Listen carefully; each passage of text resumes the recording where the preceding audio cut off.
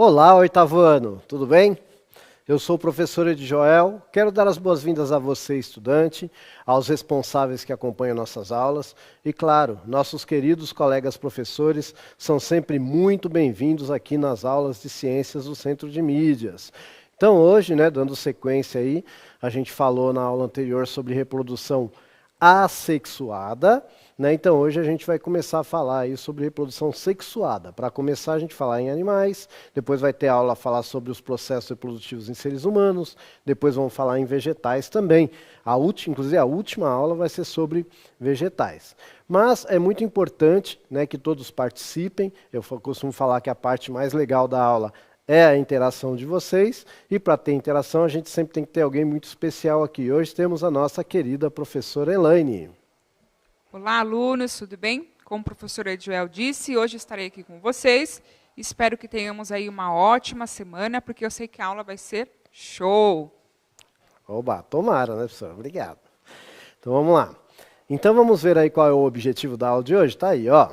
Conhecer os processos reprodutivos sexuados em animais. Tá bom? Muito bem. E aí, para a gente acompanhar a aula, aquela plastezinha, tá aí, ó. Nós vamos trocar conhecimento, refletir, resolver as atividades e interagir no chat, tá bom? E para você acompanhar a nossa aula, tá aí, ó. Identificar a aula com aí no seu caderno, com data e título, participar, tirar dúvida, conversar com o seu professor também, se não der tempo de tirar dúvida aqui com a gente, tá? Para começar, na aula anterior a gente falou um pouquinho sobre reprodução assexuada e eu comecei a mostrar para vocês a nossa plantinha, lembra? Que a gente fez lá a reprodução por fragmentação da batata. Então só para vocês verem como é que está ficando aqui, ó, eu vou mostrar duas aqui para vocês. Ó, tá vendo aí como é que está ficando legalzinha? Olha o tanto que já cresceu. Então, no caso dessas plantinhas aqui, a gente pode falar que elas são clones. Se eu conseguir lá analisar a molécula de DNA delas, elas vão estar idênticas. Por quê? Está tudo brotando na mesma batata. Eu só parti a batata, então elas vão ter material genético idêntico. Esse é um dos problemas da reprodução assexuada. Vai ter pouca variação genética. Tá, já já a gente vai entender um pouquinho melhor o que é essa questão aí de variação genética. Essa é a grande vantagem da reprodução sexuada. Sexuada é aquela que envolve sexo. Quando eu falo em sexo na ciência, eu estou falando em troca de material genético.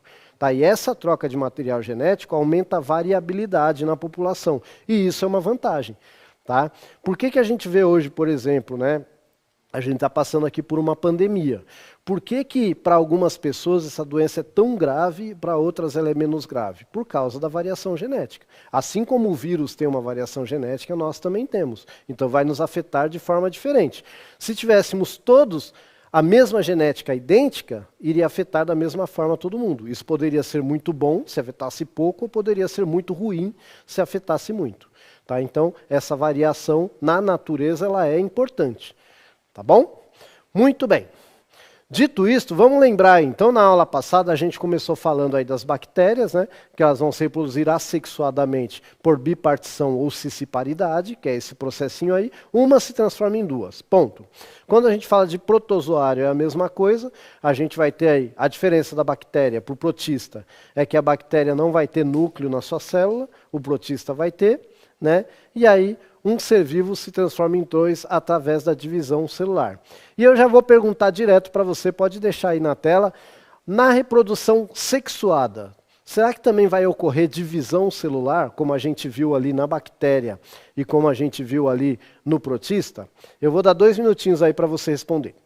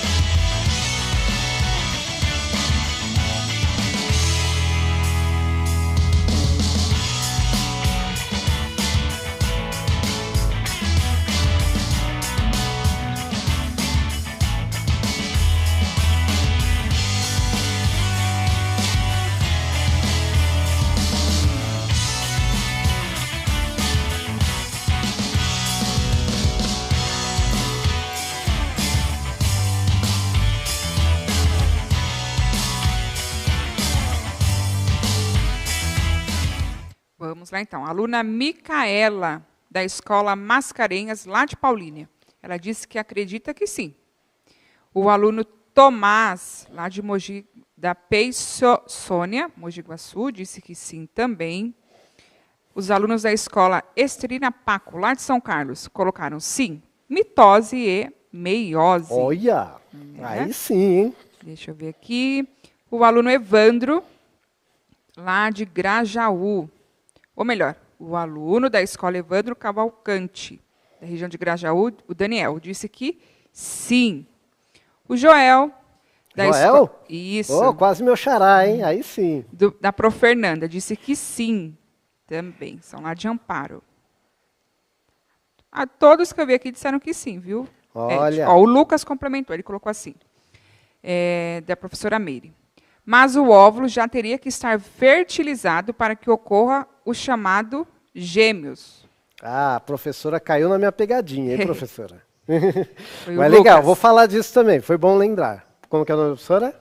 Professora Meire, mas que respondeu foi o Lucas. Ok, Lucas, valeu. Caiu na minha pegadinha. Tá certo esse raciocínio, mas é assim, antes, né, para formar o gameta, também precisa de divisão celular.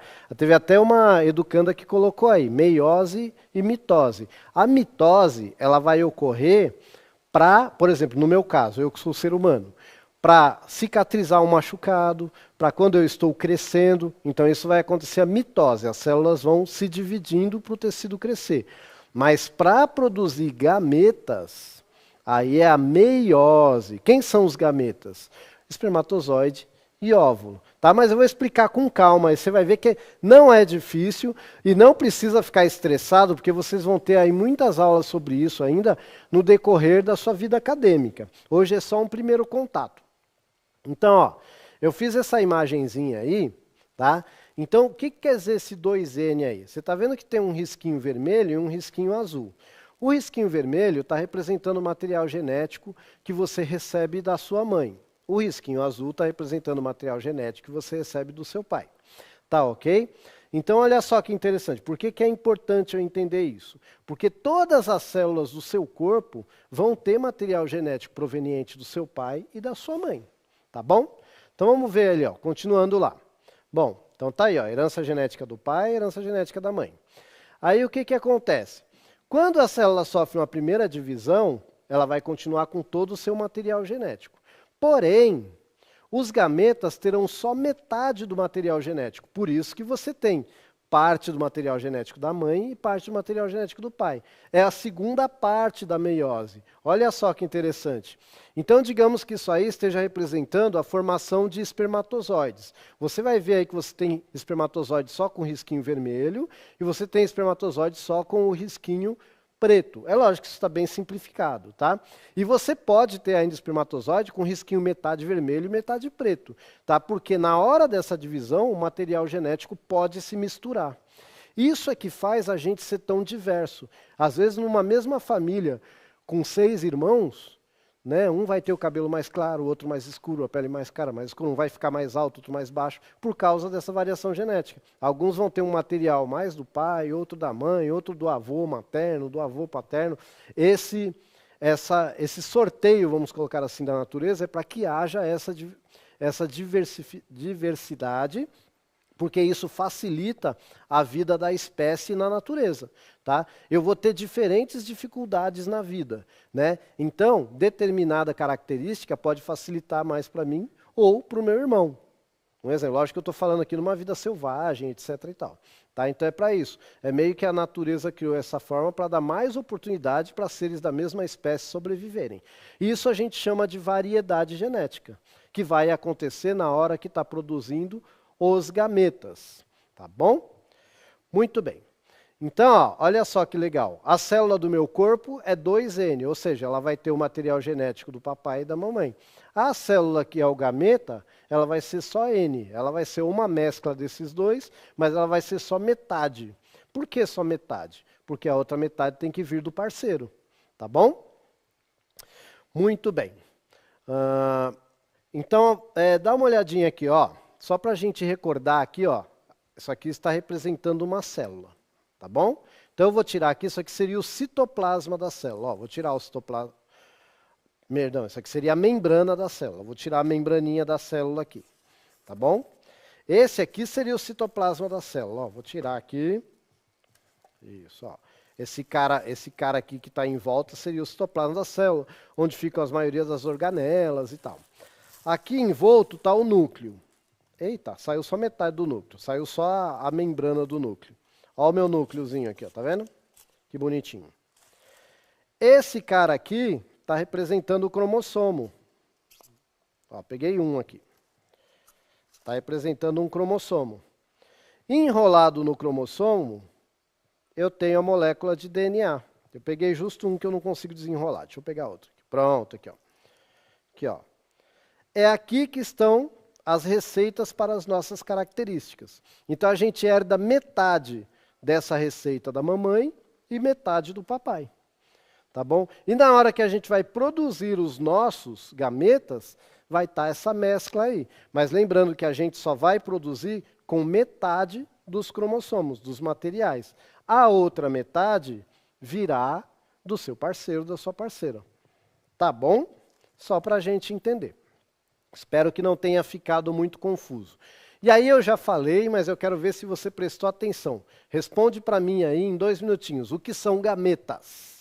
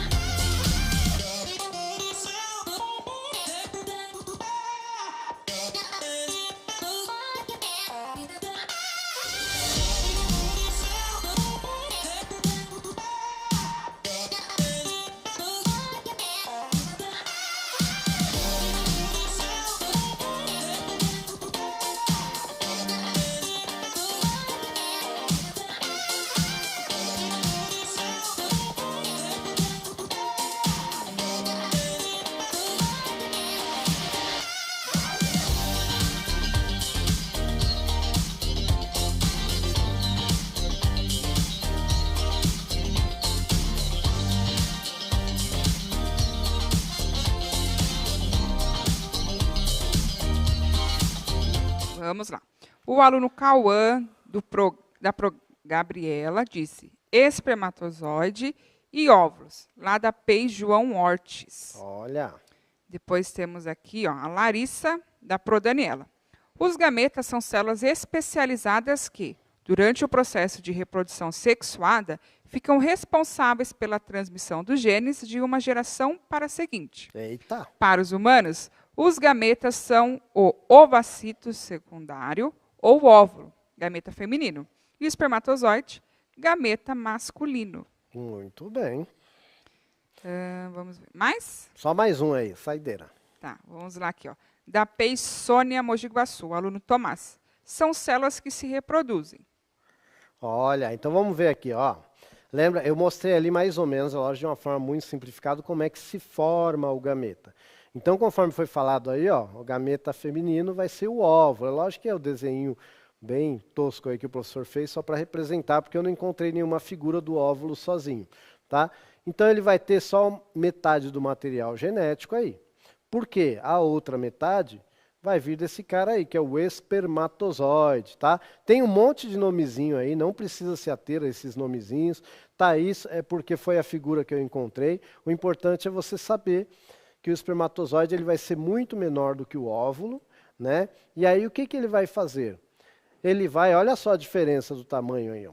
Ele vai se encontrar com o óvulo, então quando ele tenta entrar aí, é muito interessante você saber o seguinte, ele está tentando entrar aí, ele só vai depositar o material genético aí, ele vai perder toda essa estrutura dele, tá? E ele só vai depositar o material genético dele aí, e a partir do momento que o material genético dele emparelha com o material genético do óvulo, está se formando uma nova vida. E aí a gente fala que houve a fecundação, né? Que foi quando o material genético do espermatozoide se juntou com o material genético do óvulo, tá bom? A partir do momento que houve aí essa entrada, essa parede do óvulo aí, ela tem uma informação química que ela atrai o espermatozoide da própria espécie. E ela repele espermatozoides de outras espécies. Por isso que é muito raro seres de espécies diferentes, né, fecundarem e formar híbridos. Tá? São pouquíssimos casos, né? A gente tem o caso aí da mula e do burro, mas um ou outro, aí a gente já viu na internet o ligre, né, que é a mistura do tigre com leão, mas é muito raro. Tá? Normalmente o óvulo bloqueia, não permite que espermatozoides diferentes da espécie dele entrem aí. Tudo bem? E aí essa primeira célula, né, aí ela vai se tornar uma célula ovo ou zigoto. Aí vem o que a professora falou. Ela começa a se dividir num processo de mitose para formar um novo corpo. Tá bom? Então, a meiose foi para fabricar o espermatozoide, para fabricar o óvulo. E a mitose vai desenvolver um novo ser vivo. Tá bom? Essa é a diferença aí básica, é lógico que vai muito além disso, mas a diferença básica entre mitose e meiose é essa. Tá bom? E aí, o que acontece? Às vezes, na primeira divisão deste óvulo, essas duas primeiras células se separam. É aí que forma os gêmeos idênticos. O gêmeo idêntico ele é formado quando depois da primeira divisão celular se separa. Tá bom? E aí vai formar dois seres idênticos, clones mesmo um do outro. Tá bom? Que é diferente quando acontecem os gêmeos fraternos, que são aqueles gêmeos que não são idênticos. Que aí são dois óvulos que foram fecundados independentemente. A mãe ovulou dois óvulos e os dois óvulos foram fecundados. Tá?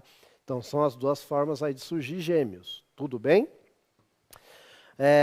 Quando a mulher vai fazer fecundação, né, de forma artificial, tal, fazer tratamento, pode acontecer de gravidez múltipla, porque é implantado vários óvulos fecundados, até porque é um tratamento caro, né, mas normalmente não serão idênticos. Tá bom?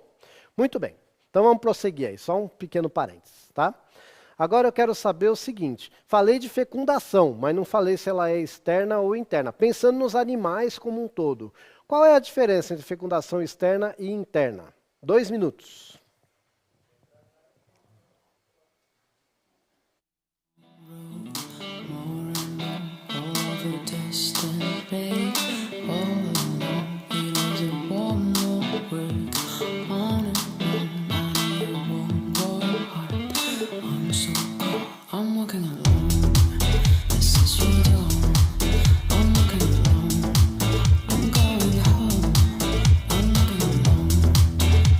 Your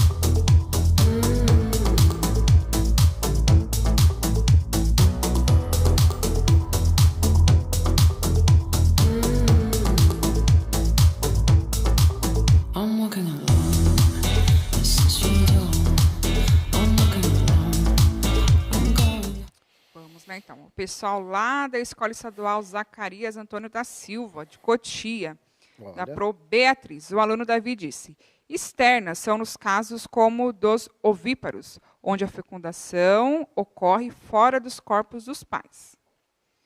Aí temos aqui a Pietra, da Procátia, interna, dentro do corpo, externa, fora do corpo. Temos aqui, deixa eu ver, o pessoal lá da PEI Gustavo Fernando, lá de Bebedouro. A fecundação externa, como nos peixes e sapos, ocorre na água, fora dos corpos dos pais. A fecundação interna acontece no interior do corpo da fêmea, envolvendo uma quantidade menor de gametas.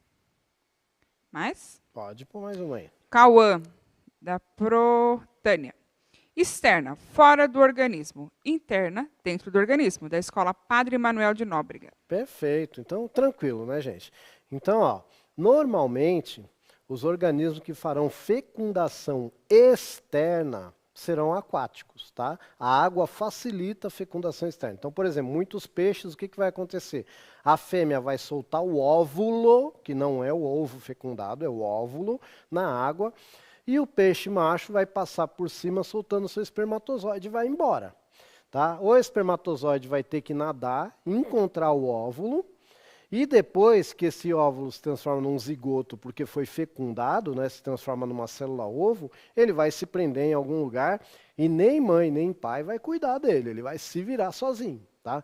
Em alguns casos, tem cuidado parental. A gente conhece bem o caso do cavalo marinho, né, que é um tipo de peixe ósseo e que o macho, depois da fecundação externa, tá? A fecundação não é dentro do macho, ela é externa, mas aí o macho recolhe esses ovos e joga para dentro esses ovos, né, e joga para dentro do corpo dele e ele vai meio que chocar e cuidar ali. Tá? Mas normalmente não existe nem esse cuidado.